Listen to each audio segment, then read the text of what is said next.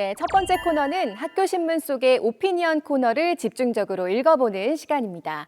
자, 부대신문 조부경 편집국장이 안일함의 대가라는 제목으로 이천 물류창고 화재 사건에 대한 의견을 실었습니다.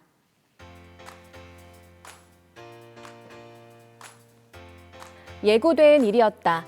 안전보건공단은 10개월에 걸쳐 6번이나 시공사에 안전경고를 내렸다. 그중 3차례는 화재 경고였다. 그러나 시공사는 유의미한 조치를 취하지 않았다. 현장에는 안전관리자조차 없었다. 안전불감증이란 말로도 다 표현할 수 없을 만큼 미련한 일을 벌인 것이다. 만약 화재가 일어나지 않았다면 시공사는 숱한 경고들을 예산 절감을 치하하는 훈장 정도로 치부했을 것이다. 그러나 경고를 무시한 대가는 사람의 목숨이었다. 사실 무엇을 어떻게 해야 하는지 모르는 사람은 없다. 법률과 안전수칙만 잘 따르면 대부분 일어나지 않을 일이고 혹여 사고가 나더라도 최소한의 피해에 그칠 것이다. 그러나 모범 답안을 따르는 자는 호구로 취급받는다. 편법과 교묘한 방식으로 위법을 감추는 것이 묘수로 둔갑한다. 무슨 짓을 하더라도 단속에 걸리지만 않으면 된다. 단속에 걸려도 적당히 고치는 신용만 하면 된다. 그렇게 안일한 선택이 끝없이 계속됐다. 네, 당연한 것을 지키지 않는 안일한 태도가 불러온 참사들을 보면서 안타까운 마음을 표현했는데요. 우리 모두가 답을 알고 있는데도 불구하고 개선되지 않는 현실이 참 답답하죠. 기사의 마무리 부분으로 가볼게요. 대형 사고가 날 때마다 무엇을 바꾸고 개선해야 한다는 말이 반복된다. 그러나 고쳐질 기미는 없다. 해결책이 있지만 따를 생각이 없으므로 또다시 같은 일이 발생할 것이고 역시나 같은 말들이 터져 나올 것이다. 1994년, 1995년, 2008년, 2016년, 2020년. 다음은 언제인가? 도대체 언제까지 반복되는 광경을 목도해야 하는지 알 수 없다. 해소할 수 없는 갑갑함이 가슴에 차오른다. 자, 이어서 국어국문학과 손남훈 교수님이 쓰신 음모론의 창궐이라는 칼럼을 읽어볼게요.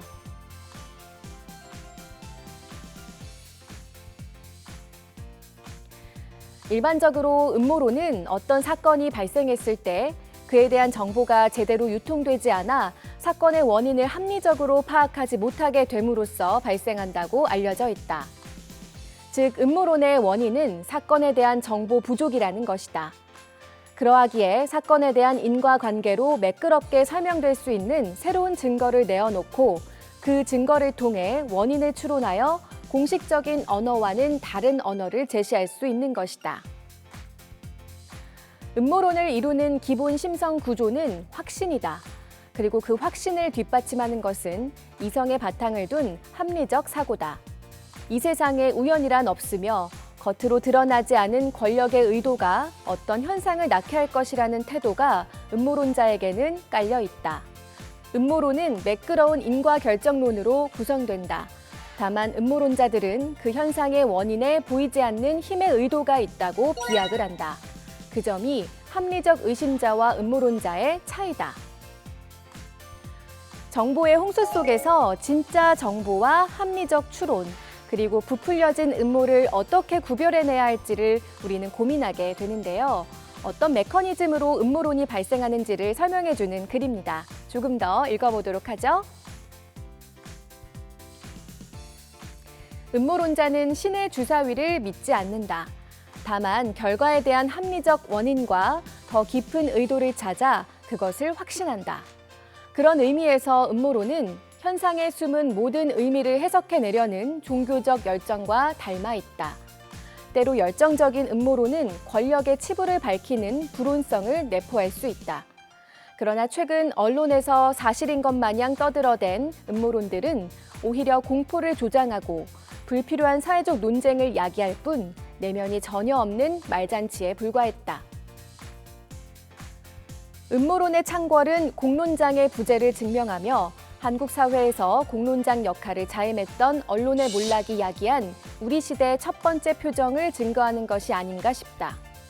음모론을 앞다투어 단독 또는 심층 보도한 주체가 누구인지 상기해보면 답은 뻔히 나온다. 기사 내용보다 댓글이 더 신뢰할 만하고 기자의 리포팅보다 SNS 유저의 게시물이 더 진실해 보이는 시대.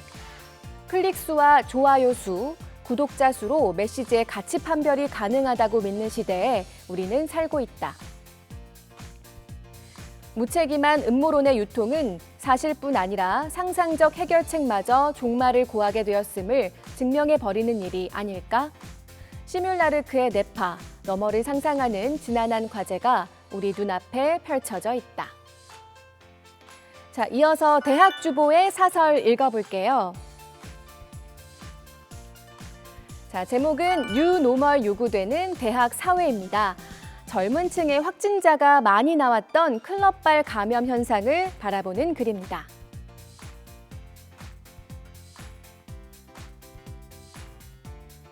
이번 사태는 코로나19 이전의 일상으로 돌아가는 것이 결코 쉽지 않음을 단적으로 보여준 사례다. 특히 젊은 층이 주축을 이루고 있는 대학 사회 내에 더 많은 경각심을 일깨웠다. 등교해 수업을 듣거나 선배, 동기, 후배들과 모임을 갖고 가끔은 번화가에 나가 스트레스를 해소하던 당연한 일상은 이제 그에 따른 책임을 져야 할 행동으로 바뀌었다. 이는 정상적인 대학 교육과 자유로운 일상이 더 이상 양립하기 어려움을 드러냈다. 사회 전반에서 고조되는 새로운 표준, 뉴 노멀에 대비하자는 목소리는 대학도 예외가 아니다. 이전의 자유분방한 일상은 자제하고 거리두기를 생활화한 새로운 일상이 요구되는 상황이다. 코로나가 일시적인 현상에 그치는 게 아니라 우리 사회 전반 그리고 대학 생활에도 근본적인 변화를 요구하고 있다는 점을 지적하고 있습니다. 깊이 공감하면서 결론 부분으로 가볼게요. 게임 이론의 사례 죄수의 딜레마는 두 용의자가 침묵하기로 한 협의를 깨뜨릴 때 더 많은 형량을 받게 된다는 이론이다. 협력적인 선택이 최선의 결과를 가져옴에도 사익을 위해 행동할 때 더 나쁜 결과를 얻는다는 것이다. 대학 사회도 이와 같은 딜레마에 적용될 수 있다. 일상을 되찾기 위한 일부의 선택은 대학 공동체에 회복하기 어려운 상처를 남기게 된다. 나 하나쯤이야 라는 안일한 생각은 코로나19를 언제든지 항례로 불러올 수 있다. 이젠 이전의 일상을 그리워하기보다 새로운 일상을 받아들여야 한다. 대학 사회 뉴 노멀의 정착은 대학 정상화를 위한 첫 단계다. 자, 김가연 기자가 쓴 칼럼도 살펴보도록 하죠. 제목은 변화는 늘 두렵지만인데요. 대학 생활의 변화를 바라보면서 느낀 점을 적은 글입니다. 제가 일부를 읽어드릴게요.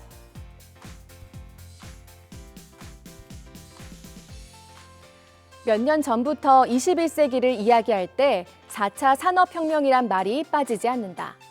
로봇과 인공지능이 개발되며 우리 생활에 거대한 변화가 생길 것이므로 이에 잘 대비해야 한다는 것이다. 실제로 우리는 4차 산업혁명의 도래를 체감하고 있다. 휴대폰에 인공지능 비서 서비스가 탑재되고 스마트폰 애플리케이션으로 전자제품을 관리할 수 있게 됐다. 20년 전만 해도 상상할 수 없는 일이다. 빠르게 변화하는 세상은 우리에게 점점 더 많은 것을 요구한다. 똑똑한 머리는 물론 창의성, 협동력, 비판적 사고력, 거기에 인간 관리 능력까지 갖췄기를 바란다. 더욱이 평균 수명의 연장으로 평생 직장을 갖기 힘든 요즘, 사람들은 일생 동안 끊임없이 배우고 자기 개발을 한다. 세대를 아우르는 평생교육의 시대가 찾아온 것이다. 그러면서 대학 교육 방식에도 정말 획기적인 변화가 찾아왔죠. 준비되지 않은 채로 온라인 교육을 체험하게 됐는데요. 이 또한 일시적인 현상이 아니라 장기적인 변화로 이어질 가능성이 높습니다.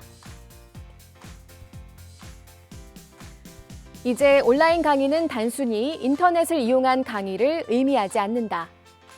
가상현실 혼합 기술을 통해 강의의 생생함을 살리고 학습 분석 기술과 개인 맞춤형 컨설팅을 이용해 자신에게 최적화된 학습 시스템을 만들 수 있다. 변화는 늘 두렵다. 이미 정립된 교육 시스템을 수정하는 것도 복잡하고 힘든 일이다. 하지만 변화가 없으면 발전도 없다. 새로움에 대한 두려움을 이겨낸 사람이 세상을 바꿨다. 4차 산업혁명 시대에서 기술이 변하고 세상이 변하고 사람이 변했다. 교육도 변화의 바람에 흔들리고 있다. 지금의 과도기를 잘 넘겨 온오프라인이 적절히 융합된 활기찬 교육의 시대가 오기를 바란다. 네, 언론정보학과 이정우 하고도 비슷한 내용의 칼럼을 기고했는데요. 제목은 여러분 잘 들리시나요? 입니다. 한번 볼게요. 이번 학기는 안녕하세요로 강의를 시작하는 교수님들을 찾아보기 힘들다. 대신 연결 상태와 강의의 전달이 잘 되고 있는지 확인하는 말로 강의는 시작된다. 여러분 잘 들리시나요? 이윽고 채팅창은 네, 잘 들립니다 라는 학생들의 대답으로 잠시 도배된다. 한편으로는 웃음이 나오는 상황이다. 잘 들리지 않는 학생들은 어떠한 대답도 할 수 없을 텐데 말이다. 비대면 수업에 아직 논의되어야 할 사항들이 많은 것은 사실이다. 그러나 수반되는 여러 문제점들을 배제하고서도 비대면 수업의 불가피함과 필요성은 대부분의 학생들이 인지하고 있을 것이다. 학생들은 비대면 수업이 지속되는 현실에 순응하고 적응해야 할 것이다. 적자 생존이라는 말처럼 비대면 수업에 잘 적응한 적자가 되지 않으면 이번 학기 성적에 큰 적자를 초래할 수도 있겠다는 생각이 드는 요즘이다. 대학교는 교육이라는 서비스를 제공하는 기관이다. 서비스의 질이 떨어지면 소비자인 학생들의 불만이 생기는 건 당연한 현상이다. 학교는 서비스 질 개선에 지속적으로 힘써야 한다. 비대면 수업에 관한 학생들의 불만이 더 비대해지기 전에 문제 개선에 적극적으로 나서주기를 바란다. 네, 재미있게 표현을 해봤네요. 오피니언 코너 여기까지 읽어봤고요. 다음 코너로 이동하겠습니다.